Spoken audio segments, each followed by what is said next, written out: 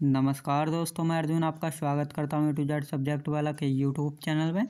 दोस्तों, मैं जीके के नए नए टॉपिक्स पर वीडियोस बनाता हूँ। मेरे वीडियोस आपको सिलेक्शन दिलाने में काफ़ी उपयोगी साबित हो सकते हैं।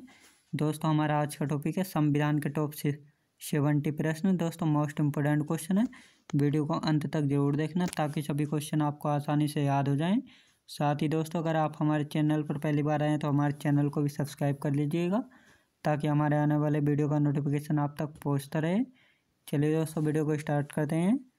भारतीय संविधान के किस भाग को संविधान की आत्मा की संज्ञा दी गई है? दोस्तों, प्रस्तावना को संविधान की आत्मा की संज्ञा दी गई है, याद रखेंगे। दोस्तों, अगला प्रश्न देखते हैं।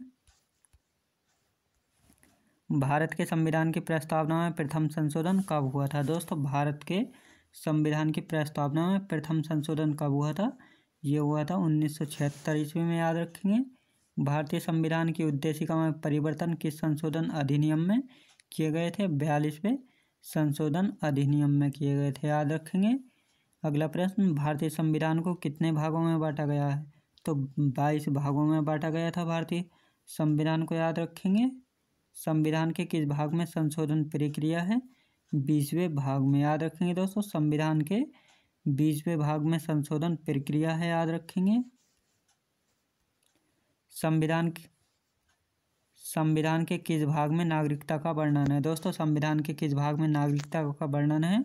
भाग 2 में नागरिकता का वर्णन है, याद रखेंगे। अगला प्रश्न, किस संविधान संशोधन द्वारा 9वीं अनुसूची को शामिल किया गया था? पहला संशोधन जो कि 1991 में किया गया था, इसके द्वारा 9वीं अनुसूची को जोड़ा गया था, याद रखेंगे। किस संविधान संशोधन द्वारा संसद को मौलिक अधिकारों सहित संविधान के किसी भी भाग में संशोधन का अधिकार दिया गया है? 24वां संशोधन 1971 के द्वारा भाग में संशोधन का अधिकार दिया गया है, याद रखेंगे। किस संविधान संशोधन द्वारा संपत्ति के मूल अधिकार को समाप्त करके इसे विधिक अधिकार बना दिया गया है? 44वां संविधान संशोधन के द्वारा, जो कि 1978 ईस्वी में हुआ था, याद रखेंगे। किस अनुच्छेद के अंतर्गत सर्वोच्च न्यायालय नागरिकों के मौलिक अधिकारों की रक्षा करता है? अनुच्छेद 32 के अंतर्गत सर्वोच्च न्यायालय नागरिकों के मौलिक अधिकारों की रक्षा करता है। संविधान के किस अनुच्छेद के अंतर्गत राष्ट्रपति अध्यादेश जारी करता है? अनुच्छेद 123 के अंतर्गत राष्ट्रपति अध्यादेश जारी करता है, याद रखेंगे। अगला प्रश्न, संविधान के किस अनुच्छेद में मंत्रिमंडल शब्द का प्रयोग संविधान में एक बार हुआ है? अनुच्छेद 352 में मंत्रिमंडल शब्द का प्रयोग संविधान में एक बार हुआ है, याद रखेंगे। भाषाई आधार पर राज्यों का पुनर्गठन किस वर्ष हुआ? दोस्तों, भाषाई आधार पर राज्यों का पुनर्गठन किस वर्ष हुआ था? 1956 ईस्वी में हुआ था। भाषाई आधार पर भारत का प्रथम राज्य कौन सा गठित किया गया था? आंध्र प्रदेश राज्य, याद रखेंगे। राज्य पुनर्गठन आयोग के अध्यक्ष कौन थे? फजल अली थे, याद रखेंगे। दोस्तों, राज्य पुनर्गठन आयोग के अध्यक्ष कौन थे? फजल अली थे। मौलिक अधिकारों का निलंबन कौन कर सकता है? दोस्तों, मौलिक अधिकारों का निलंबन कौन कर सकता है? तो राष्ट्रपति कर सकता है मौलिक अधिकारों का निलंबन, याद रखेंगे। अगला प्रश्न, भारतीय संविधान की अस्पृश्यता उन्मूलन किस अनुच्छेद में है? दोस्तों, भारतीय संविधान की अस्पृश्यता उन्मूलन किस अनुच्छेद में है? अनुच्छेद 17 में। मौलिक अधिकारों में संशोधन का अधिकार किसको है? तो दोस्तों, संसद को है, याद रखेंगे। B.R. अम्बेडकर ने किसे संविधान का हृदय एवं आत्मा की संज्ञा दी है? संवैधानिक उपचारों के अधिकार को डॉक्टर B.R. अम्बेडकर ने संविधान का हृदय एवं आत्मा की संज्ञा दी है, याद रखेंगे। किस याचिका का शाब्दिक अर्थ होता है हम आदेश देते हैं? परमादेश का, याद रखेंगे। व्यक्तिगत स्वतंत्रता के लिए कौन सी रिट दायर की जा सकती है? हैबियस कॉर्पस, याद रखेंगे। Habeas corpus. भारतीय संविधान में नागरिकता संबंधी अधिकार किस अनुच्छेद में दिए गए हैं? अनुच्छेद 5 से 11 में दिए गए हैं। भारतीय संविधान में शामिल एकल नागरिकता किस देश के संविधान से ली गई है? ब्रिटेन देश के संविधान से शामिल की गई है एकल नागरिकता, याद रखेंगे। कितने वर्षों तक बाहर रहने पर नागरिकता समाप्त की जाती है? 7 वर्षों तक। अगला प्रश्न देखते हैं। राज्य के नीति निर्देशक तत्व ऐसा चेक है जो बैंक की सुविधा अनुसार अदा किया जाएगा, यह कथन किसका है? केटी शाह का। संविधान में कल्याणकारी राज्य का आदेश कौन देता है? नीति निर्देशक तत्व देते हैं, याद रखेंगे। भारत के किस राज्य में समान नागरिक संहिता लागू है? दोस्तों भारत के किस राज्य में समान नागरिक संहिता लागू है? तो गोवा राज्य में है। संविधान में मूल कर्तव्यों का वर्णन किस अनुच्छेद में है? अनुच्छेद 51 के ए में मूल कर्तव्यों का वर्णन है, याद रखेंगे। वर्तमान में संविधान में कुल कितने मूल कर्तव्य हैं? 11 कर्तव्य हैं। किस समिति की संस्तुतियों के आधार पर मूल कर्तव्यों का प्रावधान है? स्वर्ण समिति के अंतर्गत। संसद के किस सदन को प्रतिनिधि सभा कहा जाता है? दोस्तों संसद के किस सदन को प्रतिनिधि सभा कहा जाता है? लोकसभा को कहा जाता है। संसद के 2 क्रमिक अधिवेशनों के मध्य कितना समय अंतराल होता है? 6 माह का। एक वर्ष में कम से कम कितनी बार संसद की बैठक होना आवश्यक है? 2 बार। दोस्तों एक वर्ष में कम से कम कितनी बार संसद की बैठक होना आवश्यक है? कम से कम 2 बार होना आवश्यक है। भारत के कौन से राष्ट्रपति निर्विरोध चुने गए थे? नीलम संजीव रेड्डी जी, याद रखेंगे। किस विधेयक को राष्ट्रपति पुनर्विचार के लिए नहीं लौटाता है? धन विधेयक को। भारत का संवैधानिक अध्यक्ष कौन होता है?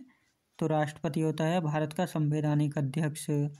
प्रधानमंत्री का कार्यकाल कितना होता है? 5 वर्ष का होता है। प्रधानमंत्री बनने के लिए न्यूनतम आयु कितनी होती है? दोस्तों प्रधानमंत्री बनने के लिए न्यूनतम आयु कितनी होती है? 25 वर्ष होती है। प्रधानमंत्री पद एवं गोपनीयता की शपथ कौन दिलाता है? तो राष्ट्रपति दिलाता है। सबसे कम आयु में प्रधानमंत्री कौन बने हैं?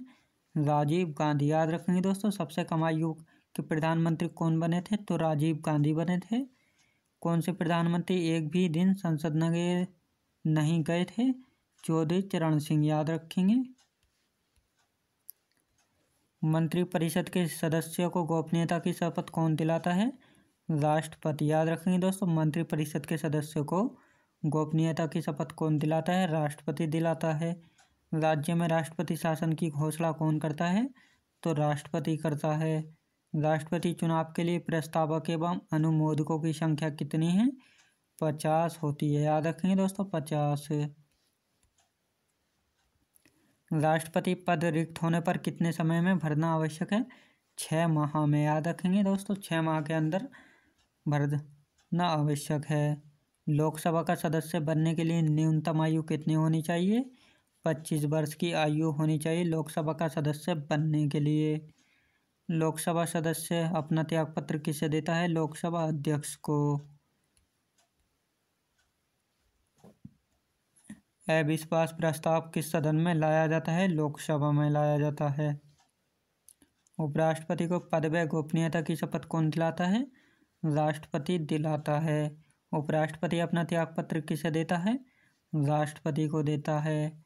भारत में लगातार 2 बार उपराष्ट्रपति कौन रहा था? सर्वपल्ली राधाकृष्णन भारत में लगातार 2 बार उपराष्ट्रपति रह चुके हैं।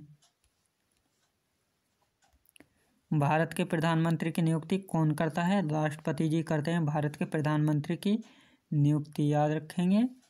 प्रधानमंत्री पद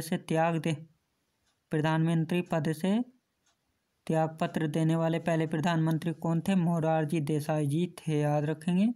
लोकसभा में बहुमत दल का नेता कौन होता है? प्रधानमंत्री होता है।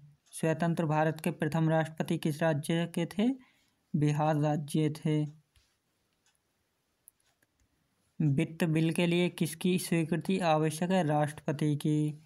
भारत के प्रथम राष्ट्रपति डॉक्टर राजेंद्र प्रसाद का चुनाव कैसे हुआ था? संविधान सभा के द्वारा हुआ था। नियंत्रक एवं महालेखा परीक्षक की नियुक्ति कौन करता है? तो राष्ट्रपति करता है नियंत्रक एवं महालेखा परीक्षक की नियुक्ति। नियंत्रक एवं महालेखा परीक्षक का कार्यकाल कितना होता है? 6 वर्ष का होता है। नियंत्रक एवं महालेखा परीक्षक की नियुक्ति का प्रावधान किस अनुच्छेद के अंतर्गत है? अनुच्छेद 148।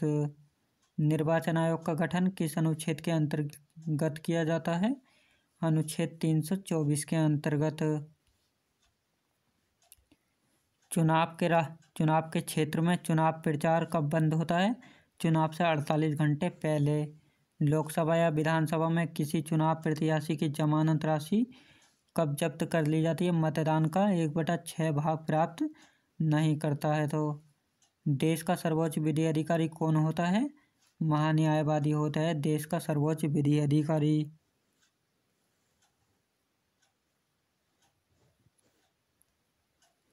महान्यायवादी की नियुक्ति किस अनुच्छेद के अंतर्गत की जाती है? अनुच्छेद 76 के अंतर्गत महान्यायवादी की नियुक्ति की जाती है। महान्यायवादी कब तक अपने पद पर रह सकता है? राष्ट्रपति की मर्जी सकता है। राज्यसभा में प्रथम विपक्ष का नेता कौन था? कमलापति त्रिपाठी। लोकसभा अध्यक्ष का चुनाव कौन करता है? लोकसभा सदस्य करते हैं। लोकसभा अध्यक्ष अपना त्यागपत्र किसे देता है? लोकसभा उपाध्यक्ष को देता है।